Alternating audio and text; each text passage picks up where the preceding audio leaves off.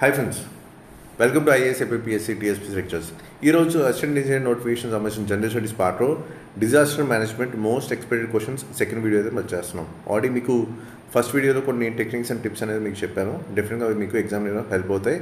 And same ఇదే వీడియోలో ఒక పర్టికులర్ కీవర్డ్ని బేస్ చేసుకొని అసలు ఏపీఎస్సీ ఎలాంటి క్వశ్చన్స్ వస్తుంది, అలాగే వేరే షెట్ పిఎస్సీలో ఎలాంటి క్వశ్చన్స్ ఒకే కీవర్డ్తో లింక్ అయ్యి ఎలాంటి క్వశ్చన్స్ వచ్చాయి అనేది కూడా మీకు షేర్ చేస్తాను. సో డెఫినెట్గా వీడియో అంతా చూడండి, మీకు ఎగ్జామినేషన్ పాయింట్ ఆఫ్ చాలా హెల్ప్ అవుతుంది. అండ్ ఇంతకుముందు మన గైడెన్స్ ప్రోగ్రామ్ ద్వారా ఎంతవరకు క్వశ్చన్స్ అనేవి రిఫ్లెక్ట్ అయ్యాయని కూడా మీకు పర్సంటేజ్ చూపిస్తున్నాను. ఇంజనీరింగ్ బ్యాక్గ్రౌండ్ ఎగ్జామ్స్లో assistant executive engineer 88% questions cover అయ్యాయి, assistant motor vehicle inspector 78% questions cover అయ్యాయి, అండ్ పాలిటెక్నిక్ లెక్చర్ ఎగ్జామ్లో కూడా 85% క్వశ్చన్స్ అయితే కవర్ అవ్వడం జరిగింది. అండ్ చాలామంది సెలెక్ట్ అవ్వడం జరిగింది. దాంట్లో కొన్ని టెస్టిమోనియల్స్ అయితే మీకు చూపిస్తున్నాను. అంటే చాలామంది మీలో కోర్ అనేది స్ట్రాంగ్ ఉన్నారు అండ్ జనరల్ స్టడీస్ కొంచెం వీక్ ఉన్నారు. ఓకే, ఇలాగే మీకన్నా సీనియర్ ప్లేయర్స్ ముందు సేమ్ ఇదే ప్రాబ్లం ఫేస్ చేసి ఒక నోటిఫికేషన్లో సెలెక్ట్ అవ్వకుండా ఉండడం జరిగింది. అండ్ ఆ తర్వాత కొంతమంది రియలైజ్ అయ్యి జనరల్ స్టడీస్లో కూడా పట్టు సాధించాలని చెప్పి మన దగ్గర గైడెన్స్ అయితే తీసుకున్నారు. అండ్ ఆ నెక్స్ట్ నోటిఫికేషన్లో ఎగ్జామ్ క్రాక్ చేయడం జరిగింది. సో అటు కోర్ స్ట్రాంగ్ అయ్యారు, ఇటు జనరల్ స్టడీస్ మన దగ్గర గైడెన్స్ తీసుకున్న తర్వాత కూడా స్ట్రాంగ్ అయ్యి మంచి మార్క్స్ అయితే తెచ్చుకున్నారు. సో డెఫినెట్గా మీకు కూడా ఇది హెల్ప్ అవుతుంది. అండ్ చాలామందికి 90+ మార్క్స్ అయితే వచ్చాయి. And compare to technical paper like general స్టడీస్లో కూడా వాళ్ళకి మంచి మార్క్స్ వచ్చాయి ఆ టైంలో. అండ్ అది ప్లస్ అయింది ఫైనల్గా సెలెక్ట్ అవ్వడానికి. ఓకే, అండ్ ఇప్పుడు మెయిన్ ఏంటంటే జనరల్ స్టడీస్కి 150 మార్క్స్ వెయిటేజ్ ఉంది, అలాగే టెక్నికల్ పేపర్ కూడా 150 మార్క్స్ వెయిటేజ్ ఉంది. సో ఇక్కడ జనరల్ స్టడీస్ కూడా ఒక మెయిన్ గేమ్ చేంజర్ అని చెప్పొచ్చు. ఎందుకంటే మ్యాక్సిమం మీరు కోర్ అందరూ స్ట్రాంగ్ ఉన్నారు కాబట్టి జనరల్ స్టడీస్ అనేది డిసైడింగ్ ఫ్యాక్టర్ అవుతుంది. కాబట్టి ఇప్పటి నుంచే అది కొంచెం లాజిక్ అనేది అర్థం చేసుకొని మీరు ప్రిపేర్ అవ్వండి. అండ్ ప్రణీత్ కృష్ణ ఒక వీడియో అయితే చేశారు. అండ్ తను కోర్ పేపర్ ఎలా ట్యాకిల్ చేశారో అండ్ ప్రీవియస్ క్వశ్చన్స్ తనకు ఇంపాక్ట్ ఏ విధంగా ఉంది అనేది చాలా ఈజీగా చెప్పడం జరిగింది. సో ఆ వీడియో కూడా మీరు చూడండి, డెఫినెట్గా మీకు హెల్ప్ అవుతుంది. అండ్ మనం ఫ్లాగ్షిప్ గైడెన్స్ అయితే స్టార్ట్ చేసాం.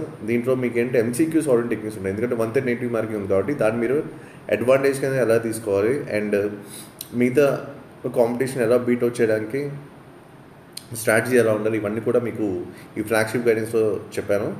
లైక్ MCQ సాల్వింగ్ టెక్నిక్స్ కానీ, ప్రీవియస్ క్వశ్చన్స్ అనాలిసిస్ కానీ, ఇది చాలా ఇంపార్టెంట్. ఎందుకంటే అదే స్టేట్ పిఎస్సీ పేపర్స్ నుంచి, ఏపీఎస్సీ ప్రీవియస్ పేపర్స్ నుంచి, అలాగే యూపీఎస్సీ ప్రీవియస్ పేపర్స్ నుంచి మీకు 30 to 40% questions direct or indirect మీకు ఉంటాయి. ఇది ఆల్రెడీ ప్రూవెన్ స్ట్రాటజీ, ఇదేం కొత్త కాదు. ఓకే, అండ్ గైడెన్స్ వీడియోస్లో మీకు అన్ని ఇంపార్టెంట్ టెక్నిక్స్ అన్ని కూడా మీకు చెప్పాను. లైక్ ఏ పాయింట్ ఆఫ్ లో ఎగ్జామ్కి ప్రిపేర్ అవ్వాలి అండ్ ఏ పాయింట్ ఆఫ్ లో క్వశ్చన్స్ వస్తున్నాయి అండ్ ఏ విధంగా ట్యాకిల్ చేయాలి, పాత ట్రెండ్స్ ఏంటి, కొత్త ట్రెండ్స్ ఏంటి, ఇవన్నీ కూడా మీకు క్లియర్ కట్గా ప్రతి మైన్యూట్ పాయింట్ కూడా కవర్ చేయడం జరిగింది. అండ్ దాంతోపాటు స్టడీ మెటీరియల్ అనేది PDF ఫార్మాట్లో వస్తున్నాం, బుక్స్ కాదు, PDF ఫార్మాట్లో ఇవ్వడం జరుగుతుంది స్టడీ మెటీరియల్ అయితే. అండ్ దాంతోపాటు మోస్ట్ ఎక్స్పెక్టెడ్ MCQs, దీంట్లో ఆల్రెడీ ప్రీవియస్ క్వశ్చన్స్ అన్నీ కూడా యాడ్ చేశాను. అండ్ దాంతోపాటు మోస్ట్ ఎక్స్పెక్టెడ్ MCQs కూడా యాడ్ చేయడం జరిగింది. ఇది అరౌండ్ 10,000+ క్వశ్చన్స్ ఉంటాయి. అండ్ డెఫినెట్గా మీకు ఎగ్జామినేషన్ పాయింట్ ఆఫ్ వ్యూలో మీకు చాలా హెల్ప్ అవుతాయి. ఎందుకంటే ఇవే క్వశ్చన్స్ నుంచి లాస్ట్ టైం గ్రూప్ 1, గ్రూప్ 2 లాంటి ఎగ్జామ్స్లో డైరెక్ట్ క్వశ్చన్స్ అయితే పడ్డాయి. లైక్ అరౌండ్ 30 to 40% అనుకుంటా. ఆ రేంజ్లో డైరెక్ట్ ఆర్ ఇండైరెక్ట్లీ మనకి రిఫ్లెక్షన్స్ అయితే కనిపించినాయి. అండ్ మోస్ట్ ఇంపార్టెంట్ థింగ్ అంటే special focus on current affairs. Current affairs యొక్క వెయిటేజ్ అనేది చాలా ఇంప్రూవ్ అవుతుంది. Like 40 to 50% direct or indirectly మీకు కరెంట్ అఫైర్స్ నుంచి క్వశ్చన్స్ అయితే వస్తున్నాయి. సో ఈ పాయింట్ ఆఫ్ టైంలో అండ్ ఈ స్ట్రాటజీతో మీకు ఈ గైడెన్స్ వీడియోస్లో చెప్పిన టెక్నిక్స్ అన్నీ ఉన్నాయి కదా కరెంట్ అఫైర్స్ సంబంధించినవి, అవన్నీ కూడా మీరు ఎగ్జిక్యూట్ చేయాలి. అండ్ అదే ఫార్మాట్లో మీ క్వశ్చన్స్ అయితే వస్తున్నాయి. అండ్ 2020లో జరిగిన ఎగ్జామ్స్లో కూడా సేమ్ అదే ట్రెండ్ అయితే రిపీట్ అయింది. కాబట్టి నేను చెప్పే ఇన్పుట్స్ అన్నీ కూడా మీరు రైట్ వేలో తీసుకుంటే కరెంట్ అఫైర్స్ కూడా మీరు స్ట్రాంగ్ అవుతారు. అండ్ ఓవరాల్ జనరల్ స్టడీస్లో కూడా మీరు స్ట్రాంగ్ అవ్వడానికి చాలా ఎక్కువ అవకాశాలు అయితే ఉన్నాయి. అండ్ ఇది ఒక సెల్ఫ్ స్టడీ ప్రోగ్రామ్. దీంట్లో మీకు గైడెన్స్ వీడియోస్ అండ్ చెప్పినట్టు స్టడీ మెటీరియల్ అనేది PDF ఫార్మాట్లో ఇవ్వడం జరుగుతుంది. సో ఇది అసెట్ లయబిలిటీ అనేది మీ చేతిలో ఉంది, ఎందుకంటే ఇది ఒక సెల్ఫ్ స్టడీ ప్రోగ్రామ్ కాబట్టి. నేను రికమెండ్ చేసేదంటే కోచింగ్ తీసుకోండి. కోచింగ్తో పాటు ఈ గైడెన్స్ అనేది తీసుకుంటే మీకు డెఫినెట్గా హెల్ప్ అవుతుంది. చాలామంది అంటే కొంచెం టైం తక్కువ ఉంది కాబట్టి గైడెన్స్ వరకు సరిపోతుందని అడుగుతున్నారు. అది మీ క్యాలిబర్ మీద ఉంటుంది. ఎందుకంటే GS మీ నాలెడ్జ్ బేస్ అనేది నాకు తెలియదు కాబట్టి నేను చెప్పే ఇన్పుట్స్ అనేది మ్యాక్సిమం అన్ని ఎగ్జామ్స్లో కూడా వర్కౌట్ అవుతున్నాయి. కాబట్టి డెఫినెట్గా మీకు ఇది డైరెక్ట్ ఆర్ ఇండైరెక్ట్లీ మీకు ఖచ్చితంగా హెల్ప్ అవుతుంది. అండ్ కోర్స్ ఫీ చూసుకుంటే 899 రూపీస్. దీంట్లో గైడెన్స్ అండ్ స్టడీ మెటీరియల్ అన్నీ మీకు మెయిల్కి వస్తాయి. అలాగే it's email update course.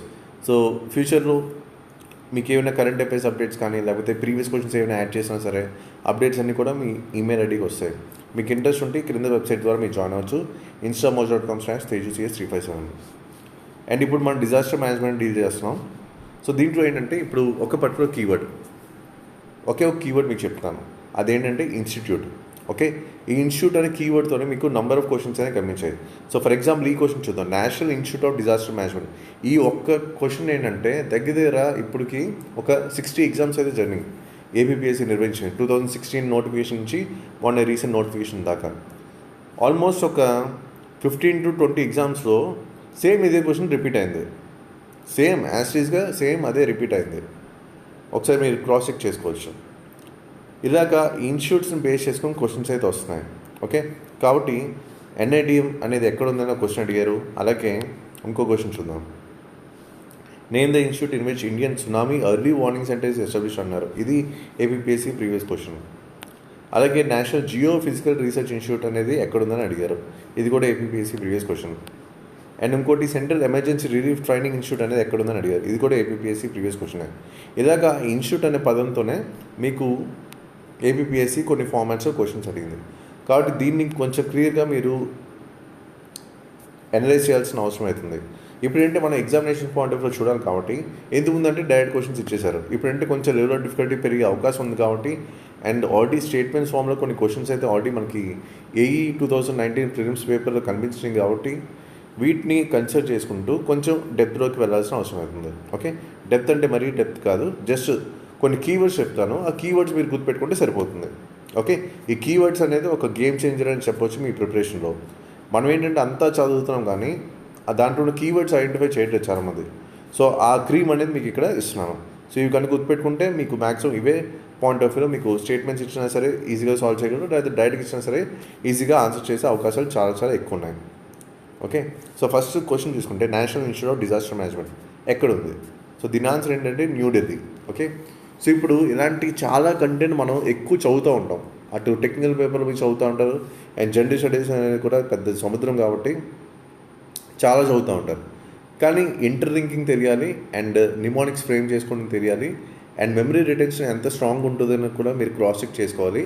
In case మర్చిపోతే సేమ్ ఇదే పాయింట్ ఆఫ్ వ్యూ క్వశ్చన్ మీకు ఎగ్జామ్లో వస్తే ఆన్సర్ని ఎలా ఫైండ్ అవుట్ చేయాలని తెలియాలి, అంటే క్వశ్చన్ ఎలా సాల్వ్ చేయాలో ఆ ప్రొసీజర్ అనేది మీకు తెలియాలి.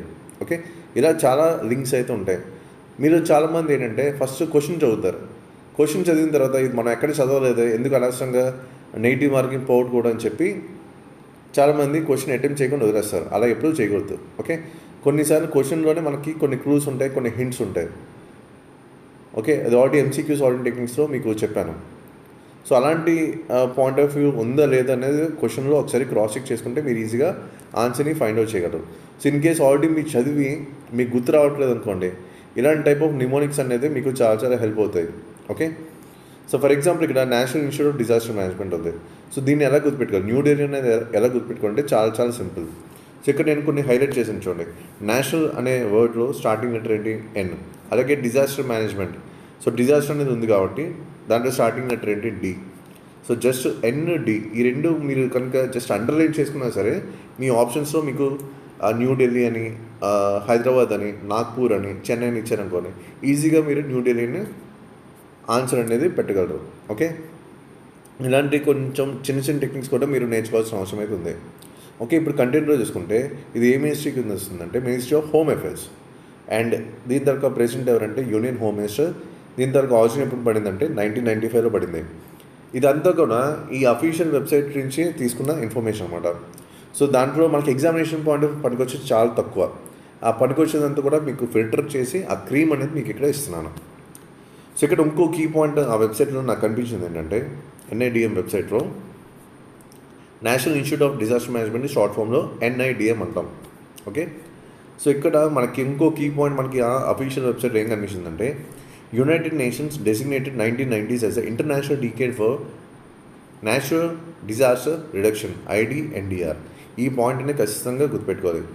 సో యునైటెడ్ నేషన్స్ ఎప్పుడు డెసిగ్నేట్ చేసింది? 1990sలో ఈ international decade for natural disaster reduction అనేది మెన్షన్ చేయడం జరిగింది. కాబట్టి ఇది కూడా చాలా చాలా important examination point of view. ఎందుకంటే ఇదే ఫార్మాట్లో కరెంట్ అఫైర్స్లో ఇదే డికేడ్ అనే పదాలతో కొన్ని క్వశ్చన్స్ అయితే కనిపించినాయి ఏపీపీఎస్సీ ప్రీవియస్ పేపర్స్లో. కాబట్టి ఇది ఎగ్జామినేషన్ పాయింట్ ఆఫ్ వ్యూ చాలా చాలా ఇంపార్టెంట్ అని అర్థం.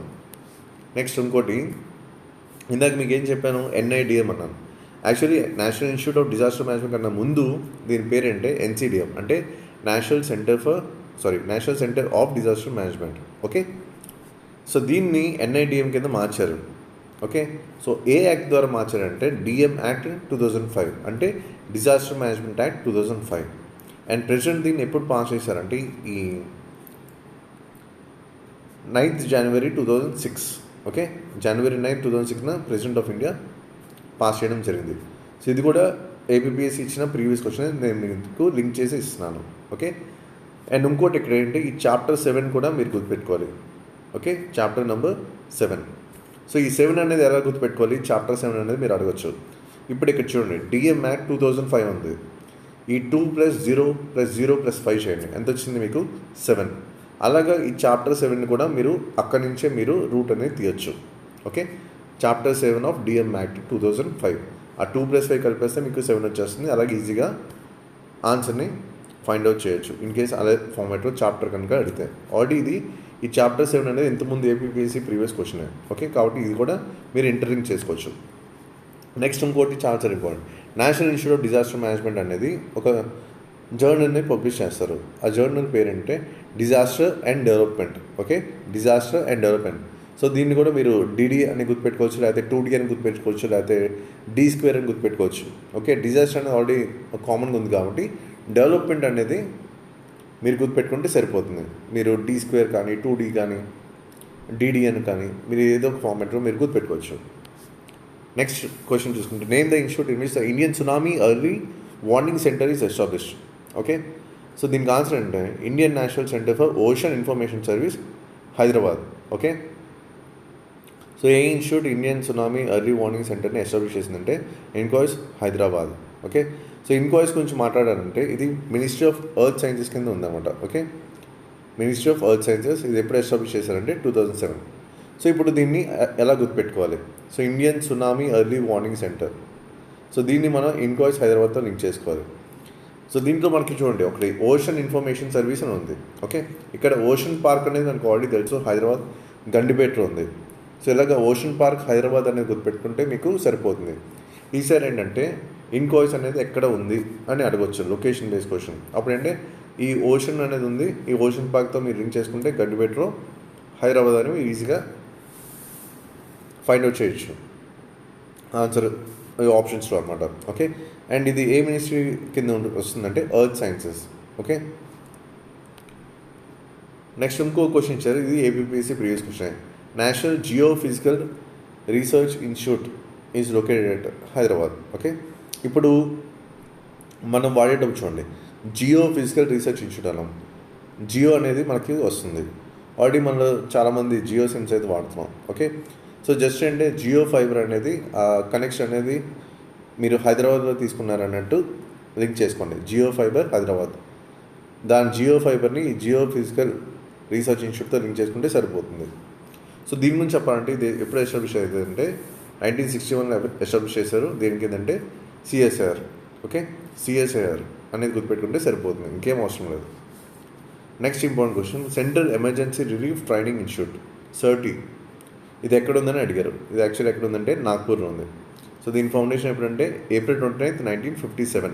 ఓకే, సో ఇప్పుడు దీన్ని ఎలా గుర్తుపెట్టుకోవాలి, ఈ CERTI అనేది మనకి షార్ట్ ఫామ్ ఉంది, అండ్ ఇంకోటి ఏంటి నాగ్పూర్ అనేది ఉంది. సో దీన్ని మనం తెలిసిన లాంగ్వేజ్లో మనకు కొంచెం డీకోడ్ చేసుకుంటే ఒక నిమోనిక్ అనేది ఫ్రేమ్ అవుతుంది. సో ఫర్ ఎగ్జాంపుల్ మీరు ఏదైనా ఒక యూనివర్సిటీ లైక్ ఆచార్య నాగార్జున యూనివర్సిటీలో మీరు పీజీ అనేది కంప్లీట్ చేశారనుకోండి, సో మీకేంటి ఒక సర్టిఫికేట్ అనేది వస్తుంది కదా, సో దాంట్లో ఈ లింక్ చేసుకోండి. సో నాగార్జున యూనివర్సిటీలో నాగ్ అనేది వస్తుంది కాబట్టి దాన్ని నాగ్పూర్తో లింక్ చేయండి. అలాగే మీ చేతికి ఒక సర్టిఫికేట్ ఇస్తున్నారు కాబట్టి దాన్ని CERTIతో లింక్ చేసుకోండి. ఇక్కడ CERTI అంటే ఏంటి, central emergency relief training institute. Just మనం ఏంటి నిమోనిక్స్ అని ఎందుకు ఫ్రేమ్ చేసుకుంటాం అంటే మనకు వచ్చేవన్నీ ఏంటంటే MCQs. సో దాంట్లో ఆప్షన్స్ ఉంటాయి కాబట్టి ఆప్షన్స్ని ఎలా ఐడెంటిఫై చేయడం ఈజీగా అనేది మీకు తెలుస్తుంది. సో దీని గురించి చెప్పాలంటే ఈ CERTI దీని గురించి చెప్పండి, it's first disaster management training institute అనమాట. Okay. First disaster management training institution ఏది మన కంట్రీలో అంటే ఈ సర్టీ. ఓకే. సో ఇప్పుడు దీని ప్రజెంట్ నేమ్ అంటే national civil defence college. Okay, అంతే. ఈ రెండు సరిపోతే ఇంకేం అవసరం లేదు examination point of view. So ఇది ఈ ఒక్క పర్టికులర్ కీవర్డ్ బేస్ చేసుకొని మొత్తం ఇప్పటికి 4 క్వశ్చన్స్ అయితే వచ్చాయి. అండ్ ఒకే ఒక క్వశ్చన్ దగ్గర ఒక 15 to 20 ఎగ్జామ్స్ రిపీట్ అయింది. అదేంటంటే national Institute of Disaster management. Okay, ఇలాగ మనం ఏంటంటే ప్రీవియస్ పేపర్స్ని ఇంటర్లింక్ చేసుకుంటూ చదవాలి. ఓకే, ప్రతిదానికి ఒక కనెక్షన్ అయితే ఉంటుంది. డైరెక్ట్లో ఇండైరెక్ట్లీ అదే ఫార్మాట్లో మీకు ఎగ్జామ్స్లో కూడా క్వశ్చన్స్ అనేవి ఎక్స్పెక్ట్ చేయొచ్చు. ఓకే, అండ్ ఇలాంటి వీడియోస్ ఇంకా కొన్ని చేస్తాను. అండ్ డెఫినెట్గా మీకు ఎగ్జామినేషన్ పాయింట్ చాలా చాలా హెల్ప్ అవుతాయి. Okay, so that's it for video, and thank you for watching.